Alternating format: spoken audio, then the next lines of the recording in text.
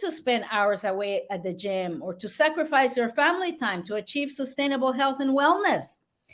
You almost, and you also may be thinking, well, you know what? I have tried everything. I have no willpower. I have tried everything, and I always feel like a letdown and a failure. I've after numerous attempts, unsuccessful attempts at diets and workouts, I don't feel like doing this anymore. And this is what leads me to secret number 2, which is how women all over the world have broken free from the vicious cycle of quitting and make consistency effortless. It is one thing to create the healthy habits, but it's another to maintain the healthy habits. And I want to explain to you how I did it, but because what I did is I reverse engineered from where I am now to when I started. And again, we're going to go back a little bit about my story. So when I started, I had been a failure. I had been a failure at diets, and I had been inconsistent at exercising.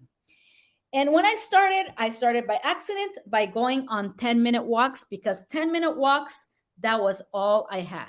10-minute walks, that was all the time I had, and all the time that I could devote to this new exercise activity. And as I said at the beginning, it was a house chore. But then I started to fall in love with the feeling. And the first thing that I did is that I had a mindset shift, a mindset reset. When I started to fall in love with this feeling, I told myself, I started eliminating the mom guilt. And I said to myself, you know what? I deserve these walks. I deserve to take time for myself because I am a super busy mom and caregiver. And it's time for me to start ditching the mom guilt. Self-care for me can no longer be an optional luxury.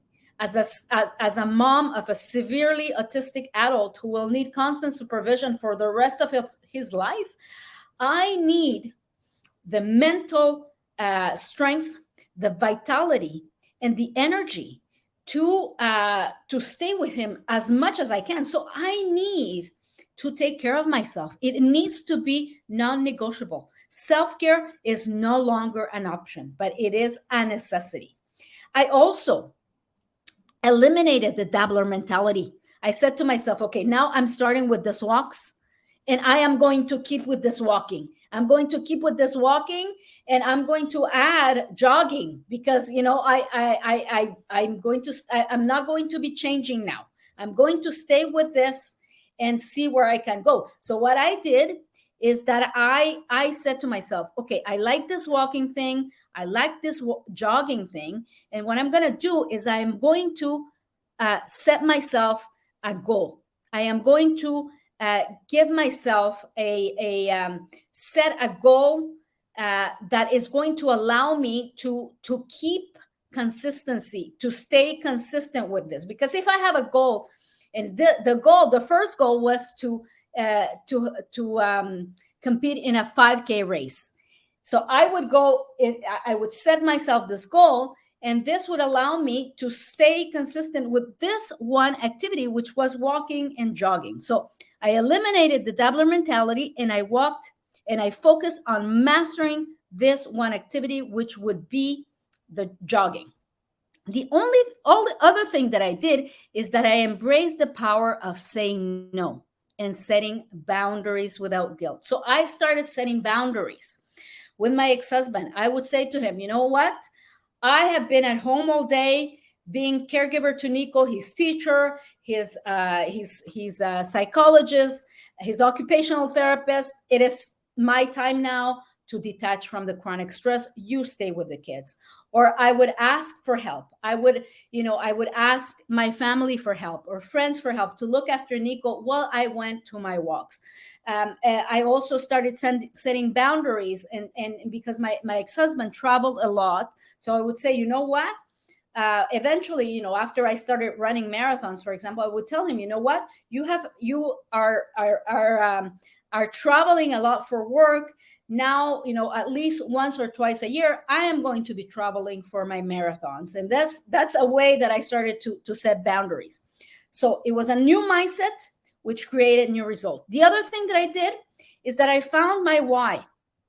My why, what is a why? Is anything that that it will inspire you and motivate you to stick to your goals, even when you don't want to, even when you are sick, even when you are tired. And my why, when I found my why was to have the health and the vitality to be there for my sons in the long term, especially Nico, who is severely autistic, to be there for my grandchildren, and also to be a role model of health for my kids.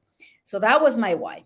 The other thing that I did, as I said before, I quit the dabbler mentality and I focused on one thing. I focused on the walking and the jogging. And then I set a big, scary goal, which is, in this case, it was to run a 5K race, to develop mastery. And I visualized my new identity. Every day I would visualize myself with this new identity, being a runner, a 5K runner, or then when I started to increase my distance, I would set my goal of running a marathon or running a 10K, running a marathon. I visualize myself with those medals. So that vision allowed me to stay consistent and motivated until I reach the finish line. But the having a vision, to find a goal, a crazy goal, and that one thing that you are going to develop the mastery on is key. So, for example, it doesn't have to be running. It could be dancing, for example. If you start dancing and then you set yourselves a goal of competing on a dance competition, for example, and visualize yourself as that, someone who has competed in the dance competition, or if is swimming or something, anything that you want to, like, it has to be something that you're passionate about, but set yourself a goal so that you can develop mastery in that one thing. So it can be anything. It can be, running, or it can be dancing, or it can be, strength training. What is it that a goal that you would like to set for the next 6 months, where you are going to be working at your goal every single day? It's key. The other thing that I did is that I set smart micro goals. So I set the vision, the big vision, and then I reverse engineered to start to set micro goals every single day. So these micro goals would be the ones that I would be completing every single day to eventually reach the big goal. But it's key that when we are starting, we start small, because this it's good because we don't feel overwhelmed.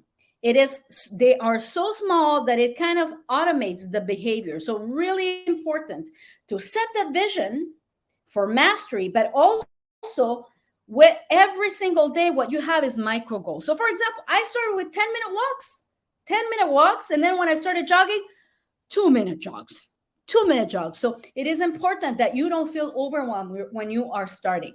The other thing that I did is that I found something that I was passionate about. And as I said, I started to fall in love with the walks. I started to fall in love with jogging, but it can be anything that, that you're passionate about, whether it could be yoga, it could be breathing, it could be Pilates, whatever. But the idea is to focus on one thing and develop mastery on that one thing. And then set your vision, set yourself a big goal, reverse engineer, and set small, achievable goals every single day. So this is how this is what I called in my process, is what I call the purpose-driven consistency formula in the body-mind formula. So it's a mindset reset, then connecting to your why daily, setting a big, scary goal, choosing first the activity that you're going to do, that you're going to master, then setting a big, scary goal, reverse engineer, and set smart micro goals every single day that you are going to incorporate into your daily life. But I say, again, start small. Starting small is key, but having a vision is important too. And also choose, self-care activities that you are passionate about.